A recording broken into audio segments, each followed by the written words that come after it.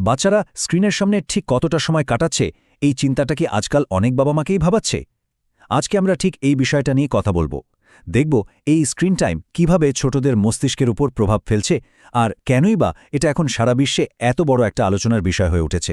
প্রশ্নটা শুনতে খুব সহজ মনে হতে পারে, একটা ছোট বাচ্চার জন্য ঠিক কতটা স্ক্রিন টাইম বেশি হয়ে যায়, কিন্তু সত্যি বলতে কি আজকের এই ডিজিটাল যুগে এর সঠিক উত্তর খুঁজে পাওয়াটা অভিভাবকদের জন্য একটা বিরাট চ্যালেঞ্জ। আর ঠিক এই চ্যালেঞ্জটা মোকাবেলার জন্যেই যুক্তরাজ্য সরকার সম্প্রতি কিছু নতুন নির্দেশিকা নিয়ে এসেছে।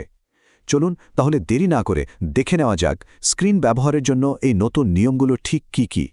হ্যাঁ, এই বছরের ২৬শে মার্চ এই দিনেই ইউকে সরকার ৫ বছরের কমবয়সী শিশুদের স্ক্রিন ব্যবহারের ব্যাপারে তাদের নতুন গাইডলাইন প্রকাশ করে, যা অনেক অভিভাবকের জন্যই একটা খুবই গুরুত্বপূর্ণ পদক্ষেপ। আচ্ছা, এই নির্দেশিকাগুলো একটু সহজ করে বোঝা যাক। প্রথমেই ২ বছরের কম বয়সী বাচ্চাদের জন্য একা একা স্ক্রিন দেখা একদমই মানা করা হয়েছে। তবে হ্যাঁ, পরিবারের সবার সাথে মিলে ভিডিও কল করার মতো ইন্টারঅ্যাক্টিভ কাজগুলো চলতে পারে। এরপর আসা যাক ২ থেকে ৫ বছর বয়সীদের কথায়। তাদের জন্য নিয়ম হলো খাওয়ার সময় বা ঘুমোতে যাওয়ার অন্তত ১ ঘন্টা আগে কোনো স্ক্রিন নয়। আর সবচেয়ে জরুরি বিষয় হলো কন্টেন্ট, মানে কি দেখানো হচ্ছে। এখানে বলা হয়েছে ধীর গতির এবং শিক্ষামূলক অনুষ্ঠান বেছে নিতে হবে, আর fast paced social media video বা এআই খেলনাগুলো পুরোপুরি এড়িয়ে চলতে হবে। একদম ঠিক শুনেছেন, মাত্র ১ ঘন্টা। ২ থেকে ৫ বছর বয়সী বাচ্চাদের জন্য দিনের সর্বোচ্চ স্ক্রিন টাইমের সীমা এটাই।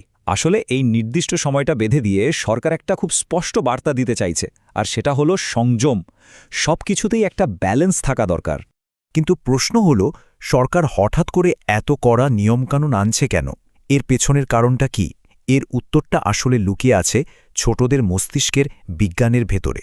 এর একটা বড় কারণ যদি বলি, তাহলে সেটা হলো আমাদের চারপাশের মিডিয়ার পরিবেশটা একদম বদলে গেছে। মানে গত ২০ বছরে কি পরিবর্তন এসেছে ভাবুন তো। এখন ঘরে ঘরে স্মার্টফোন, কন্টেন্টগুলো অনেক ছোট আর দ্রুতগতির, আর প্লটগুলো খুব জটিল। এই সব কিছুই বাচ্চাদের দেখার অভিজ্ঞতাকে পুরোপুরি পাল্টে দিয়েছে। ইউনিভার্সিটি অফ ইস্ট লন্ডনের বিজ্ঞানীরা একটা বেশ চমকপ্রদ তথ্য সামনে এনেছেন। তারা বলছেন, দেখুন, ছোট বাচ্চাদের মস্তিষ্ক কিন্তু আমাদের মানে প্রাপ্তবয়স্কদের চেয়ে প্রায় ১০ গুণ ধীরে তথ্য প্রসেস করে। এর মানে কি দাঁড়ালো?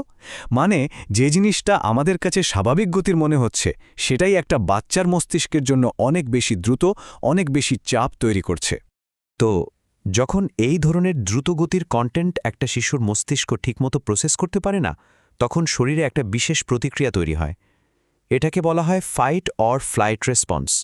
ব্যাপারটা হলো, এটা আমাদের শরীরের একটা বিশেষ সিস্টেম, সিম্প্যাথেটিক নার্ভাস সিস্টেমকে জাগিয়ে তোলে।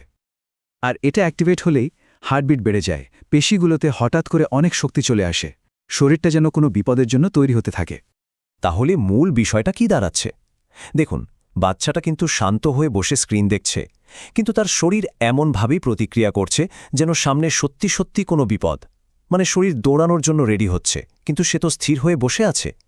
এর ফলে তার ভেতরে এক ধরনের মানসিক চাপ তৈরি হচ্ছে। আর এটা শুধু মুখের কথা নয়, গবেষণাতেও কিন্তু এর সরাসরি প্রমাণ পাওয়া গেছে। দেখা গেছে ছোটবেলায় যারা অতিরিক্ত স্ক্রিন দেখে, বড় হওয়ার সাথে সাথে তাদের আচরণগত কিছু সমস্যা হওয়ার সম্ভাবনা বেড়ে যায়। মানে অনেক সময় বাচ্চাদের শান্ত রাখার জন্য যে স্ক্রিন ব্যবহার করা হয়, সেটা আসলে দীর্ঘমেয়াদে সমস্যাটা আরও বাড়িয়েই তোলে। কিন্তু এই সব থিওরি, বৈজ্ঞানিক তথ্য আর সরকারি নিয়মকানুন, এগুলো বাস্তব জীবনে মেনে চলাটা কতটা কঠিন? চলুন একটা পরিবারের অভিজ্ঞতা থেকেই বিষয়টা একটু বোঝার চেষ্টা করি। আমরা কথা বলছি ম্যানচেস্টারের মন্টেস্টিয়ার পরিবারের। তাদের 2টো ছেলে, দুজনেরই বয়স 5-এর কম।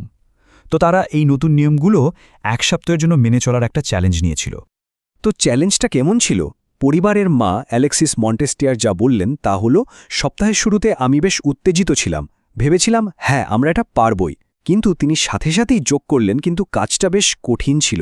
সত্যি বলতে কি, অ্যালেক্সিস তার প্রতিদিনের সংগ্রামের কথা বলছিলেন, বিশেষ করে সকালের ব্যস্ত সময় আর সন্ধ্যায় যখন বাড়ির হাজারটা কাজ থাকে, তখন স্ক্রিন বন্ধ রাখাটা প্রায় অসম্ভব।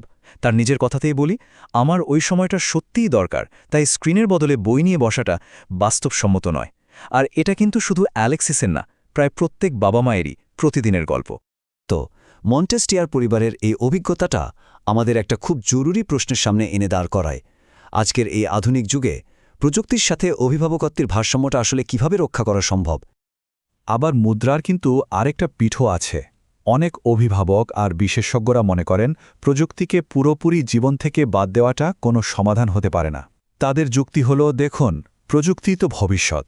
বাচ্চাদেরকে এখন থেকেই যদি এর থেকে দূরে রাখা হয় তাহলে তো তারা পিছিয়ে পড়বে। তাই লক্ষ্যটা হওয়া উচিত প্রযুক্তিকে বাদ দেওয়া নয়, বরং একে কিভাবে ইতিবাচকভাবে জীবনের অংশ করা যায় সেটা খুঁজে বের করা। শেষ পর্যন্ত বিশেষজ্ঞরা কিন্তু একটা বিষয়ে একমত হয়েছেন, আর সেটা হলো কোনো একটা নির্দিষ্ট নিয়ম সব পরিবারের জন্য কাজ করবে না, কারণ প্রত্যেকটা পরিস্থিতি আলাদা। তাই সবশেষে অভিভাবকদেরকেই তাদের নিজেদের বিচারবুদ্ধি আর অভিজ্ঞতার উপর ভরসা রেখে সিদ্ধান্ত নিতে হবে যে তাদের সন্তানের জন্য কোনটা সবচেয়ে ভালো। এই পুরো আলোচনাটা আমাদের একটা বড় প্রশ্নের সামনে এনে দাঁড় করিয়ে দেয়। এই যে একটা যুগ যেখানে স্ক্রিন আমাদের জীবনের প্রতিটা মুহূর্তে জড়িয়ে আছে, সেখানে আমাদের পরের প্রজন্মের জন্য সঠিক পথটা ঠিক কোনটা? এই উত্তরটা বোধহয় আমাদের সবাইকেই একসাথে মিলে খুঁজে বের করতে হবে।